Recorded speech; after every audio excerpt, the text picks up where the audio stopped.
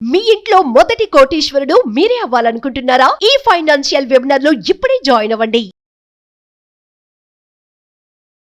Welcome to Suman TV. నేను మీ Suman TV. Nag సౌందర్య గారు పేరు వింటేనే ఒక తెలుగుదనం గుర్తొస్తుంది. ఇంత మంచి యాక్ట్రెస్ అనేటువంటి ఆహ్లాదకరమైనటువంటి అంటే మనసులో ఆ భావన కలుగుతూ వస్తూ ఉంటుంది మనకి. సౌందర్య గారి మరణం ప్రతి ఒక్కరిని కలిచివేసింది. అయితే రీసెంట్గా ఆ మోహన్ బాబు గారికి సంబంధించినటువంటి ఇష్యూస్ జరుగుతూ ఉండడంతో ఈ మధ్య కాలంలో మోహన్ బాబు గారి మీద కూడా రకరకాల కథనాలు అయితే మనం చూసాం. అయితే ఒక్కసారి గతంలోకి గనక వెళితే సౌందర్య గారికి అండ్ మోహన్ బాబు గారికి మధ్య ఎటువంటి భూతగాదాలకు సంబంధించినవి ఏమైనా ఉన్నాయా? ఏం జరిగింది? అండ్ మధ్యలో సౌందర్య గారి హస్బెండ్కి సంబంధించినటువంటి వివరాలు కూడా బయటికి రావడం జరుగుతుంది. వీటికి సంబంధించినటువంటి పూర్తి వివరాలు ఏం జరిగింది ఏంటి అనేది ఈరోజు మనతో పాటు హైకోర్టు అడ్వకేట్ అలగర్ రవీంద్రనాథ్ గారు ఉన్నారు. అది వారి మాట్లాడి తెలుసుకుందాం. Hello sir. హాయ్ అండి నాగరాజ్ గారు. సౌందర్య గారి హస్బెండ్కి సంబంధించి జనరల్గా అంటే ఆయన ఒక ట్విట్టర్లో కూడా మోహన్ బాబు గారికిను ఇప్పుడు జరుగుతున్నటువంటి ఇష్యూకి సంబంధం లేదు అని చెప్పేసి పోస్ట్ చేసినట్లయితే వివరాలు తెలుస్తూ ఉన్నాయి. అయితే ఏం జరిగింది అసలు? 2003 ఏప్రిల్ 27న సౌందర్య జిఎస్ రఘు అన్నటువంటి వ్యక్తితో మ్యారేజ్ జరిగింది. మరణించినటువంటి సౌందర్య గారి విషయంలోకి వస్తే, అయితే మనకు అందిన న్యూస్ ప్రకారం ఆలోచిస్తే జిఎస్ రఘు గారు స్వయాన కాకపోయినా కొంత దూరపు చుట్టూ, అంటే వరుసకి వాళ్ళ మదర్కి బ్రదర్ అవుతారనేది విషయం తెలుస్తుంది. జిఎస్ రఘు అయితే వీళ్ళిద్దరు కూడా చిన్నప్పటి నుంచి బెంగళూరులోనే చదువుకున్నారు. ఆ సహచర్యంతో జిఎస్ రఘు అండ్ సౌందర్య గారికి మధ్య కొంత సహచర్యం పెరిగిందని, తర్వాత మ్యారేజ్ చేసుకుంటామని నిశ్చయించుకున్న తర్వాత కుటుంబ సభ్యులు కొంత ముందుగా వ్యతిరేకించారు. కానీ తర్వాత మరలా మ్యారేజ్ చేసుకున్నారు. మ్యారేజ్ చేసుకొని గట్టిగా చూస్తే ఒక ఏడాది పాటు కూడా కలిసి లేరనుకుంటారు. ఎందుకంటే 2003 ఏప్రిల్ 27 మ్యారేజ్ అయింది. ఈవిడ చనిపోయింది ఏప్రిల్ 17, 2004. అంటే గట్టిగా ఇంకా 1 ఇయర్ కూడా కంప్లీట్ కాలేదు. చనిపోయినప్పటికీ ఆవిడ కూడా 5th మంత్ ప్రెగ్నెంట్ ఉమెన్ అని కూడా చెప్పారు ఆ సమయానికి. అయితే ఈ జిఎస్ రఘు గారు తర్వాత చాలా డిప్రెషన్లోకి వెళ్ళిపోయారని, ఆవిడ అంటే సౌందర్య గారితో అనుభవాలు మర్చిపోలేక చాలా సంవత్సరాల పాటు ఉండిపోయారని, తర్వాత 2014లో ఈయన గోవాలో స్థిరపడిపోయారు పూర్తిగా. ఈయన సాఫ్ట్వేర్ ఎంప్లాయ్ చేస్తూ కూడా ఈ విషయాలు కూడా మనకు అంతకుముందు వాళ్ళు ఇచ్చినటువంటి వాళ్ళ ఫ్రెండ్స్ అంటే ఈ మీడియా ముఖంగా వచ్చినటువంటి కొన్ని ఇంటర్వ్యూస్ ద్వారా మనకు అర్థమవుతుంది. 2014లో అపూర్వ అనే అమ్మాయిని గోవాలో ఈయన మళ్ళీ మ్యారేజ్ చేసుకున్నారు. మ్యారేజ్ చేసుకున్నాక 2 పిల్లలు కూడా కలిగి ఉన్నారు ఆయన. అయితే అప్పటి నుంచి కూడా మీడియా కానీ లేకపోతే ఎవరితో కూడా పెద్ద సత్సంబంధాలు లేవు. కానీ 2004లో ఎప్పుడైతే ఆవిడ చనిపోయిన తర్వాత ఆస్తి వివాదాలు మాత్రం చాలా జోరందుకున్నాయి. అంటే ఇక్కడ జలపల్లిలో ఉన్నటువంటి 6 ఎకరాల స్థలం కావచ్చు, బెంగళూరులో ఉన్నటువంటి కొన్ని ప్రాపర్టీస్, అంటే చాలా దినస్థితిలో వచ్చారు. యాక్చువల్ సౌందర్య వారి ఫ్యామిలీ చాలా పూర్ ఫ్యామిలీ. వాళ్ళ నాన్నగారు డైరెక్టర్గా పనిచేశారు. కానీ 96లో హార్ట్ అటాక్లో చనిపోయారు. తర్వాత వీళ్ళ బ్రదర్ అయినటువంటి అమర్నాథ్, తల్లి నిర్మల గారు, వీళ్ళ దీంతో ఈవిడ కాస్త వెలుగులోకి రావడం, తర్వాత అటు బెంగళూరులో అంటే కన్నడ రంగంలో కానీ, తెలుగులో కానీ, తమిళ్లో కానీ అగ్ర కథానాయకులు అందరితో పాటు కూడా తను స్క్రీన్ షేర్ చేసుకున్నారు. చాలా చాలా సూపర్ హిట్స్ ఇచ్చిన తర్వాత కొంతవరకు ఆస్తులు సంపాదించుకున్న క్రమంలో అప్పుడు మోహన్ బాబు గారు ఆవిడకి పరిచయం అయ్యి, అంటే మోహన్ బాబు గారు అప్పటికే కొన్ని సినిమాలు సక్సెస్ఫుల్ సినిమాలు తీశారు. ప్రధానంగా పెదరాడు అనే సినిమాలో ఆవిడ స్క్రీన్ షేర్ చేసుకున్నారు ఆ సినిమాలో. సో వాళ్ళిద్దరి మధ్య కొంత అంటే పెట్టుబడుల విషయంలో కానీ ఆ ప్రాపర్టీని ఎట్లా షేర్ చేసుకుంటే బాగుంటుంది, పలానా చోట పెడితే బాగుంటుందని చెప్పి మోహన్ బాబు గారు కూడా, అంటే ఆయన శోభన్ బాబు గారి యొక్క మోహన్ బాబు గారు ఏం చేశారంటే శోభన్ బాబు గారి నుంచి కాస్త ఆ యొక్క సిస్టమ్ని అడాప్ట్ చేసుకున్నారు. ప్రాపర్టీస్ అండ్ రియల్ ఎస్టేట్లో ఎక్కడెక్కడ ఇన్వెస్ట్ చేస్తే బాగుంటుంది, రియల్ ఎస్టేట్ మీద ఇన్వెస్ట్ చేసుకోవడం వల్ల ఫ్యూచర్లో ఎప్పటికైనా డెవలప్మెంట్ అవుతుందని చెప్పి ఒక విజన్గా వచ్చారు. అదే క్రమంలో సౌందర్య గారు కూడా ఈ విషయాన్ని అప్రోచ్ అయ్యి ఇద్దరు కలిసి కొన్ని చోట్ల కూడా పెట్టుబడులు పెట్టడం జరిగింది. బెంగళూరులో కానీ, అదేవిధంగా హైదరాబాద్లో కూడా.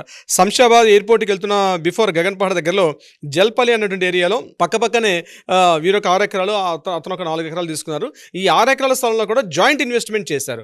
అయితే అనుకోని హఠాన్మరణం తర్వాత ఈ యొక్క ప్రాపర్టీ విషయం మీద చాలా తీవ్రమైన వివాదాలు చెలరేగాయి.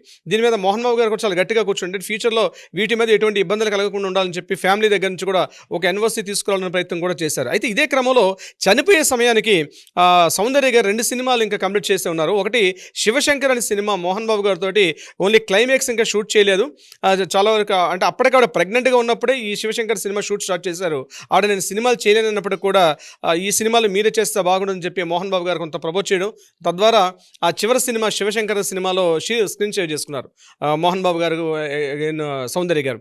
వీళ్ళిద్దరూ స్క్రీన్ షేర్ చేసుకున్న తర్వాత క్లైమాక్స్ ఇంకా షూట్ కాకుండానే చనిపోయారు సౌందర్య గారు. అయితే ఈ ప్రాపర్టీ ఏదైతే ఉందో ఈ జల్పల్లి నుండి ప్రాపర్టీ విషయం మీద కొంత వివాదాలు అయితే చెలరేగాయి. అంటే మన సౌందర్య గారి యొక్క బ్రదర్ అమర్నాథ్ గారు, అదేవిధంగా అంటే అమర్నాథ్ గారు సౌందర్య గారు ఒకే షాట్లో అంటే హెలికాప్టర్ ప్రమాదం చనిపోయారు బెంగళూరులో.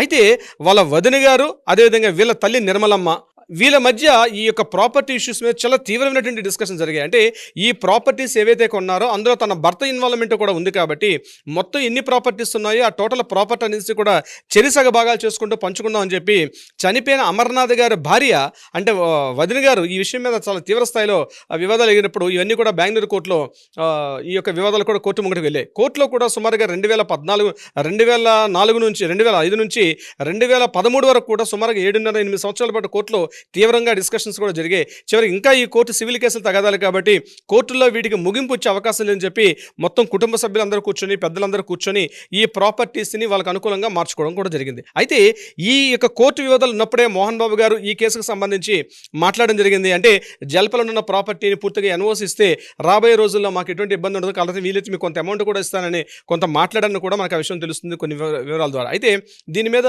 కోర్టులో ఉన్నటువంటి విషయం కాబట్టి ఇప్పుడు మీ ఎన్ఓసి ఇచ్చే అధికారం మాకు లేదు, కోర్టు వివరాలు తేలిన తర్వాత ఒక కొలికొస్తి ఇస్తామని చెప్పారు. అయితే పెద్ద మనుషుల సమక్షంలో దీనికి సంబంధించి వీళ్ళందరూ కూర్చొని ఒక కంక్లూజన్కి వచ్చిన తర్వాత ఇమీడియట్గా మోహన్ బాబు గారు అప్రోచ్ అయ్యి ఈ జల్పల్లి నివాసం మీద ఉన్నటువంటి ఈ ప్రాపర్టీని పూర్తిగా ఎన్ఓసి అయితే తీసుకున్నారు. ఇది యాక్చువల్ జరిగింది అన్నట్టుగా మన కథనాలు, దాని మీద కంప్లీట్ ఎన్ఓసి తీసుకున్నారు మోహన్ బాబు గారు.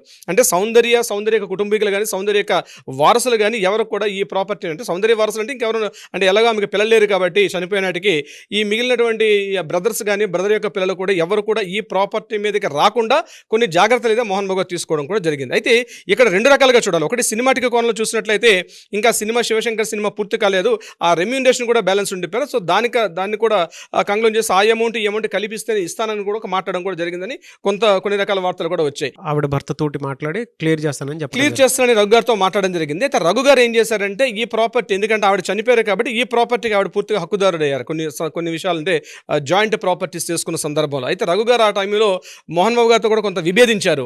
కానీ రీసెంట్గా ఏదైతే ఈ యొక్క మర్డర్ మిస్టేక్ సంబంధించి ఎప్పుడైతే ఈ చిట్టుబాబు అనేటువంటి ఖమ్మం జిల్లా సత్యనారాయణపురం చెందినటువంటి ఈ చిట్టుబాబు గారు ఎప్పుడైతే నిన్న పోలీస్ స్టేషన్కి వెళ్ళి ఎఫ్ఐఆర్ ఎప్పుడైతే నమోదు చేశారో ఇమీడియట్గా ఇవన్నీ మళ్ళీ ఈ కనుమరుగైపోయినటువంటి వాస్తవాన్ని కూడా మరొకసారి తెర ముందుకు వచ్చే ఇవన్నీ కూడా ఇక్కడ పొలిటికల్ ఇష్యూగా చూసినట్లయితే ఇక్కడ టీడీపీ పార్టీ అదేవిధంగా బీజేపీ కలిసి అప్పుడు చేశారు. అంటే అప్పుడు ఇంకా తెలంగాణ అనేది ఇంకా రాష్ట్రం ఆవిర్భావం జరగల 2004కి ఇంకా ఉమ్మడి ఆంధ్రప్రదేశ్ ఉంది. ఉమ్మడి ఆంధ్రప్రదేశ్లో వీడి కంటెస్ట్ చేయడం అంటే పొలిటికల్గా కూడా ఏమైనా ఉందన్న విషయంలో కూడా ఆయన కొంత డౌట్ చేస్తూ కూడా రాయడం జరిగింది. ప్రధానంగా మోహన్ బాబు గారు ఈ యొక్క జల్పల్లి నివాసంలో ఉన్నటువంటి ఏదైతే ప్రాపర్టీ ఉందో దీనికి పూర్తిగా ఈ మర్డర్ వెనకాల మోహన్ బాబు గారే ఉన్నారు అని చెప్తూ ఆయన ఇచ్చినటువంటి కొంత కాంట్రవర్సీ దారితీస్తుంది, సంచలనంగా మారింది. అయితే దీనికి ఇమీడియట్గా ఆయన ఒక లేఖ రాశారు ట్విట్టర్లో పోస్ట్ చేస్తూ కూడా రఘు గారు ఆయన ఇమీడియట్గా ఒక పోస్ట్ కూడా చేశారు. ఆ పోస్ట్ ఏంటంటే మోహన్ బాబు గారికి ఈ యొక్క ప్రాపర్టీకి మాకు ఎటువంటి సంబంధాలు లేవు, గడిచిన 25 సంవత్సరాలుగా మాకు సత్సంబంధాలు ఉన్నాయి, కానీ ఈయన అనవసరంగా వివాదాలు తీసుకురావద్దని చెప్పి రఘు గారు ప్రెసిడెంట్గా ఒక లేఖ విడుదల చేశారు. మనకి పోస్ట్ కూడా అవుతుంది. సో ఆ లేఖలో క్లియర్గా స్పష్టంగా చెప్పారు చనిపోయిన సౌందర్య గారి మీద ఇప్పుడు అభాండాలు అంటే ఇప్పుడు ఉన్నటువంటి ఆస్తుల విషయం మీద సౌందర్య గారిని అభాండం చేస్తూ అదేవిధంగా మోహన్ బాబు గారిని ఈ విషయం తీసుకురావద్దని చెప్తే ఆయన ఒక లేఖని బహిరంగ లేఖ రాశారు దానికి సంబంధించి. అయితే రఘు గారి యొక్క వ్యక్తిగత విషయానికి వెళ్ళినట్లయితే పూర్తిగా కొద్ది రోజులు ఇబ్బంది పడ్డారు. ఇప్పుడు ఆయన మళ్ళీ 2వ పెళ్లి చేసుకున్నారు. అపూర్వ ఉన్నటువంటి అమ్మాయిని పెళ్లి చేసుకుని గోవాలో స్థిరపడ్డారు. 2 అమ్మాయిలు ఉన్నారు. ఆ 2 అమ్మాయిలు కూడా ప్రాపర్టీస్ విషయంలో మళ్ళీ వెలుగులు అంటే ఈ సౌందర్య చనిపోయిన ప్రాపర్టీస్ మీద మళ్ళీ వివాదాలు జరిగినట్టుగా కూడా కొంత వార్తలు అయితే జరుగుతున్నాయి. కొద్ది రోజులు అవి కూడా బయటకు వచ్చే అవకాశం ఉంటుంది. బట్ ఏదేమైనప్పుడు కూడా మరణించినటువంటి సౌందర్య గారి మీద ఇటువంటి అభియోగాలు రావడం అదొక మర్డర్ జరిగింది, అది యాక్సిడెంట్గా జరగలేదు, ఒక మర్డర్ జరిగిందని చెప్పి రీసెంట్గా సంచలనమైన వార్త ఏదైతే అతను చిట్టుబాబు గారు వెళ్ళి ఖమ్మం జిల్లా సత్యనారాయణపురం పోలీస్ స్టేషన్లో ఆయన ఎప్పుడైతే కంప్లైంట్ చేశారో మళ్ళీ వివాదం మొదటికి వచ్చినట్టుగా అయింది. చూద్దాం ఏం జరుగుతుందో నాగరాజు గారు విషయం అంతా కూడా చూద్దామండి ఏ విధంగా ఉండే అవకాశం ఉంటుంది అనేది. Anyways thank you so much Alagiri Ravindranath garu. Thank you so much Nagaraju గారు.